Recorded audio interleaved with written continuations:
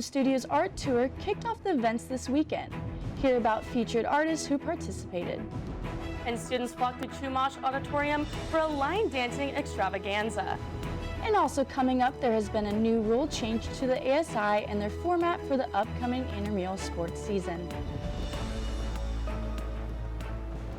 Broadcasting from Swanson Studios, you're watching Mustang News.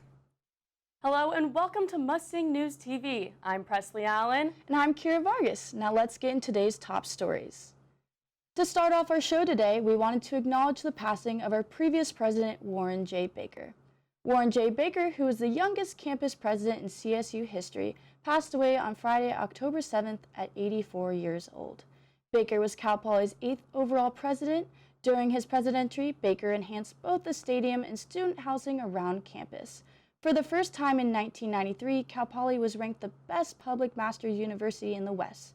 After he retired, the Warren J. Baker Center for Science and Mathematics was built on campus. The building is the second largest structure on the campus, standing 6 stories high and stretching 189,000 square feet. Baker's family asked that donations in his honor are sent to the Foundation for the Performing Arts Center.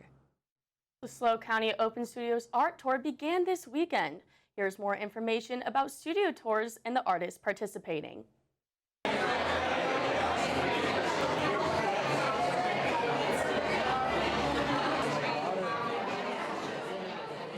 San Luis Obispo County Arts Open Studios Tour kicked off their events and studio tours this weekend. The program is hosted by SLO Arts Council and allows for fine artists and crafters to showcase their art to the public. Attendees of the kickoff event, Julie Brennan and Robert Ballo, are attending the event to get a taste of the local art scene and enjoy good company. I was really looking for some art and some culture and some company, and this could not be a finer event. This is all about just expressing ourselves and celebrating creativity. Cheers! All right.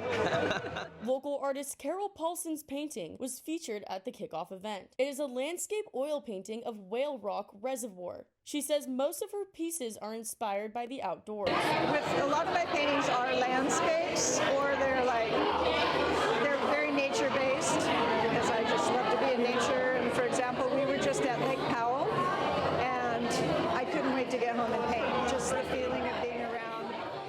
Paulson's husband, 3 children, and their spouses are all artists as well, one of which is her daughter, Emilia Loomis, who is an electrician by day and artist by night. I've also painted that owl, but not the full scene.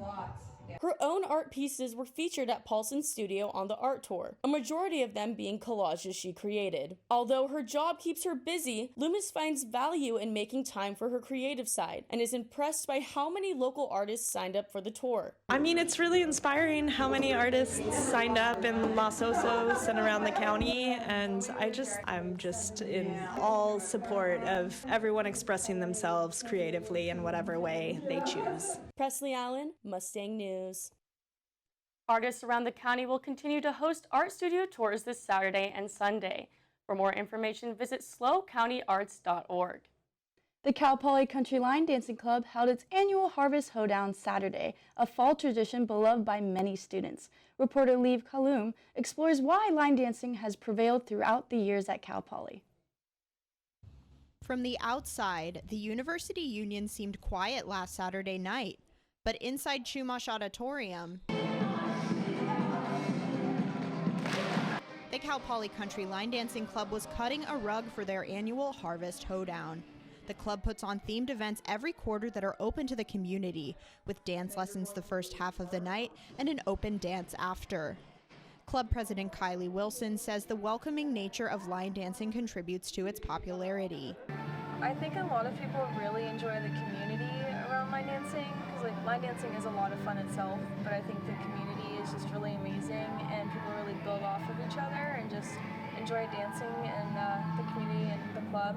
The club meets weekly and teaches 3 types of dance: traditional line dancing, partner patterns, and freestyle, often partnering with the graduate for events at its new location. So we kind of just is the time of year to really embrace different songs and dances, but it's an all-year thing that is a lot of fun to do. Students of all years, majors, and skill levels tear it up on the dance floor, making line dancing a rare event that can be enjoyed by anyone. This is the first time doing the line dance, so it's completely new, and been having quite a ball with it.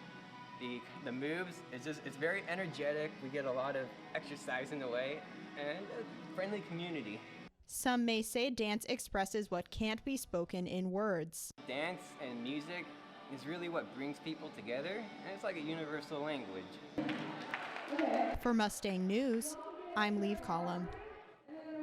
More information about line dancing at Cal Poly can be found on Instagram at calpoly-polylcdc.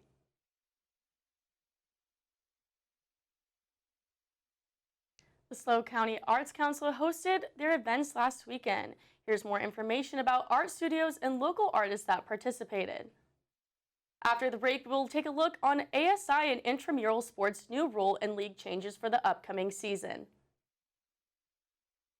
Do you love sports? Then you should know about STEM.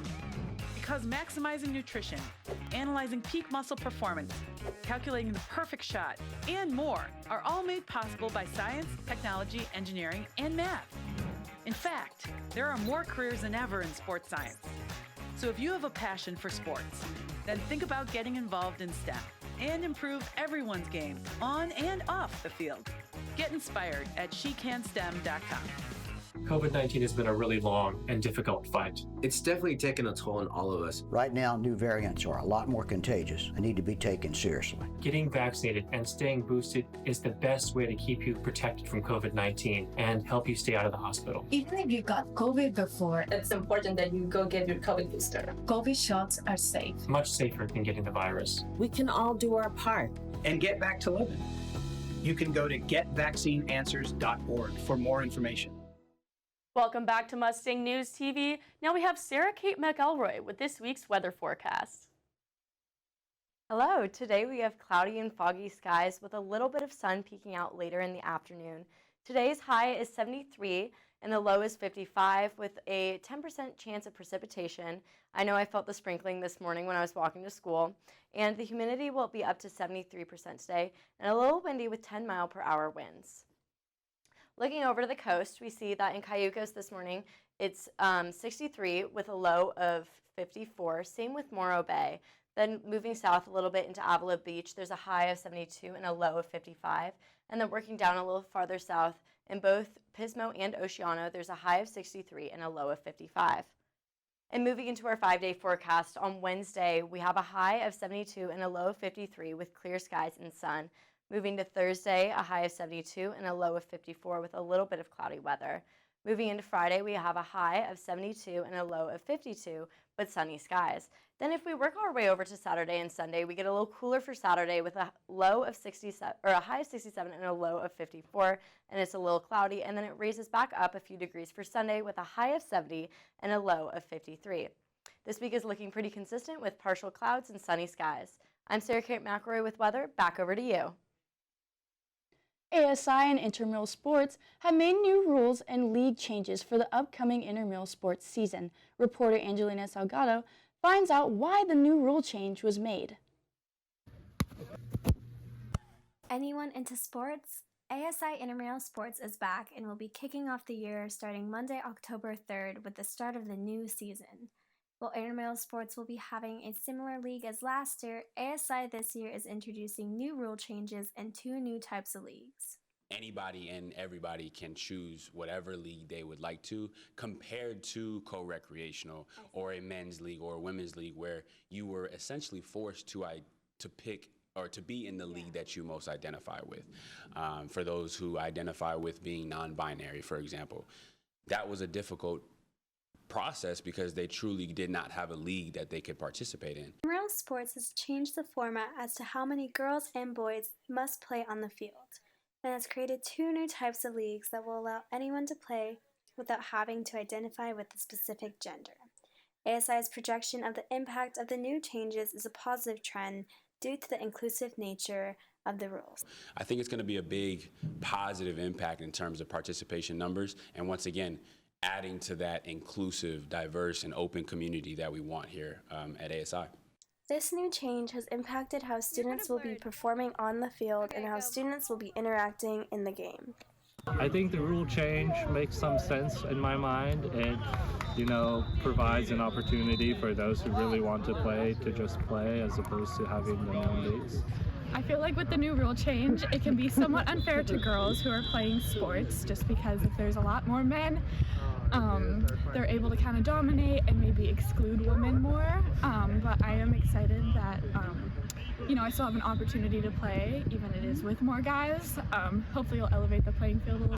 ASI intramural sports officially started on Monday, October 3rd with flag football, futsal, and volleyball. I'm Angelina Salgado for Mustang News. For more information regarding the specifies on the rule changes and upcoming season schedule, check out the website www.asi.calpoly.edu.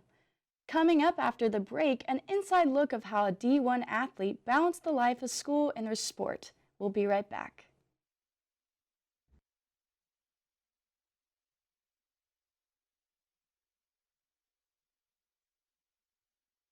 Found my heart out there in the open. Trees make you feel smaller. Can't help but get lost again. If I need a break, know where I'm going. Where the water's flowing, I'd rather be floating. If it's one thing I can count on to be free. Feel the beat of nature at a park or forest near you.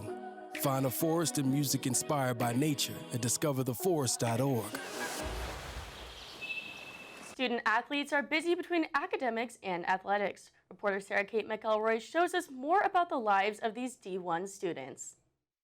In-season athletes spend up to 30 hours a week with the team between practice, weights, traveling, and games.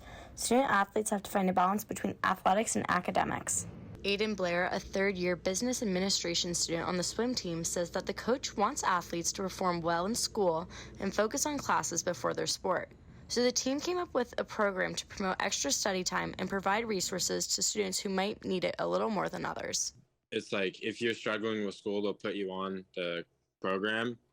But I know for all freshmen this year, they have to do like a mandatory 6 hours inside of the study room. And we have like a study room in Mott, which is pretty cool. It's like where everyone kind of gets together and does homework and studies together. Blair participated in this program his freshman year, and it helped him with online school and adjusting to the new rigorous schedule as a college athlete. Like school's first for us, definitely. Like if you have a problem with school, like you can just tell coach and he can try his best to like lessen the amount of training you do, but like still keep you involved, Nate Colley, a third-year biomedical engineer on the soccer team, compliments coaches for the balance that they give student athletes. Colley shares that getting into a groove is essential for each quarter. Really diligent, really persistent, communicate with your professors a lot. So you see some guys struggle with it. I've definitely had struggles with it before, but the resources that they provide us do make things a lot more manageable. Colley shared how even in season he's able to relax on the weekends and take some time for himself outside of soccer and classes. He's able to spend some time with his teammates in a non-stressful environment. I'm able to find a little bit of extra time on the weekends and stuff, but it definitely is a big time commitment. I spend a lot of time with my teammates and stuff. That's where a majority of my social life comes. For Mustang News, I'm Sarah Kate McElroy. For more information on student-athlete resources and accommodations, visit the Cal Poly Athletics page, gopoly.com. Well, that's all for today. Thank you for tuning in to Mustang News. I'm Presley Allen. And I'm Kira Vargas. We'll see you next time.